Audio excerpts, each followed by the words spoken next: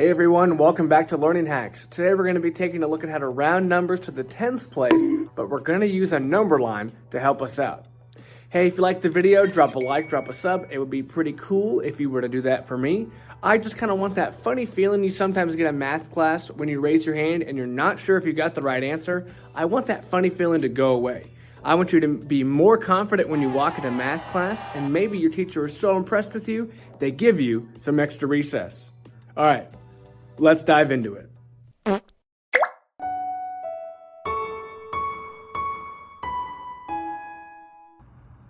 right, rounding to the tens place, and we're going to put it on a number line, okay? So here is how I first teach rounding. The first thing that I do with rounding is to look at the place value that we're rounding to, okay? In this case, on all of these problems, we're going to be rounding to the tens place, okay? So that would be the place value that we're rounding to. So we're rounding to the tens place, so what I'm going to do is I'm going to underline that place value we're rounding to. I'm going to look to the number that's to the right of it, all right? If that number is the number 5 or it's bigger than 5, I'm going to round up. If I round up, I'm going to change this 1 into a 2. Okay, so is the number 9, is that bigger than 5? Is it 5 or bigger? Yep. So I'm going to make this 1 into a 2, okay? And then the rest of the numbers would be a 0. So I would round up to 20, okay? Now let me show you what that looks like on a number line, okay? So if I have if I have 19, my bottom number on this number line is going to be 10, and then my top number is going to be 20, right? So I have 10 and 20. Now what's halfway between 10 and 20? Well, that would be 15, okay? Now, where would 19 go on this number line? Where would 19 go on this number line? Well, it's super duper close to 20. Okay, so I'm going to make a little dot right there, and I'm just one little jump away from getting to 20.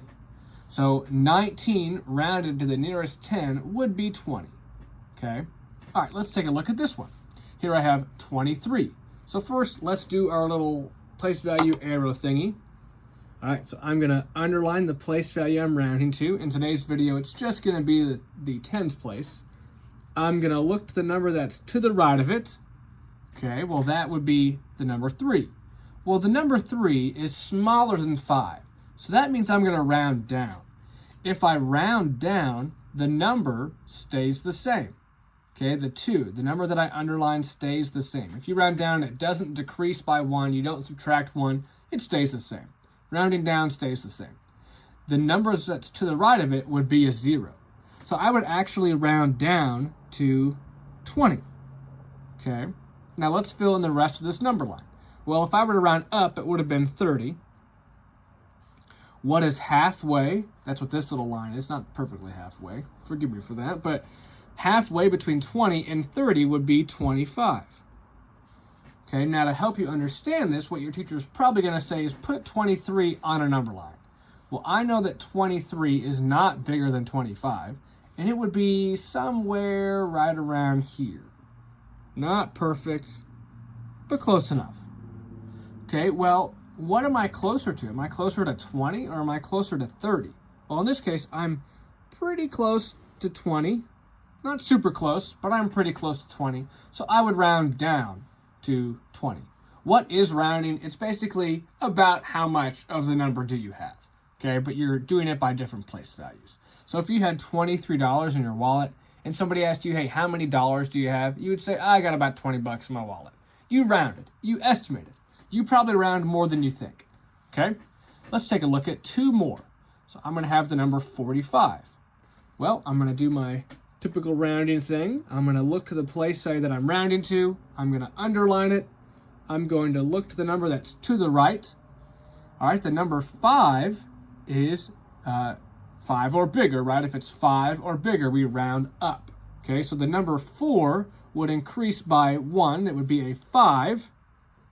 All right, and then everything to the right would be a 0. So we would have rounded up to 50. Okay. If we would have rounded down, we would have rounded down to 40.